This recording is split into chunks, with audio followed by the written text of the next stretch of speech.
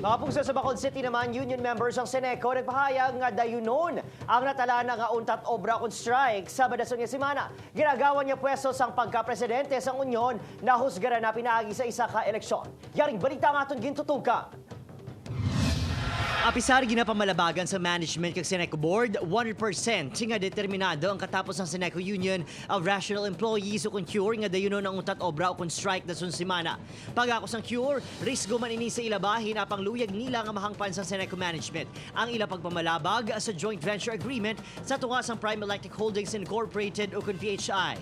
Kung matigayon, masobra 90% sa operasyon sang electric cooperative ang posible maparalisa suno kay Hipilga. Sentro man sa kontrobersiyang cure, bangod Ginaagawan ang pagkapresidente sa Ilahanay. Nagpatigayon ang mga empleyado sa eleksyon sa weekend agud mangin solid sila posisyon kontra JVA. Ang turnout is 189 ka mga members ang nag-participate.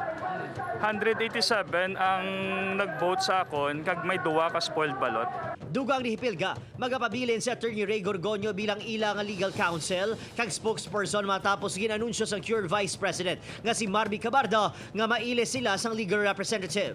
Nagapadayon ang cleansing sang CENECO management kag NEA sa member consumer list agud mapadayon ang nasuspende nga plebisito.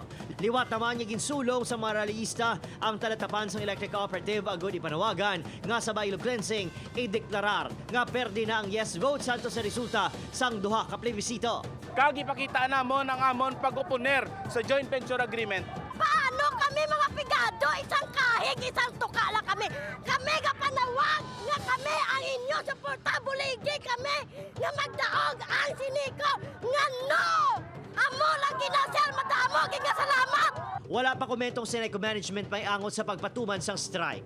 Una naging panawagan ni CENECO General Manager Attorney Alnera Pore, posible mangin basihan pa inisang kinasuhay kung hindi maglabot sa mutual agreement ang duha ka bahin.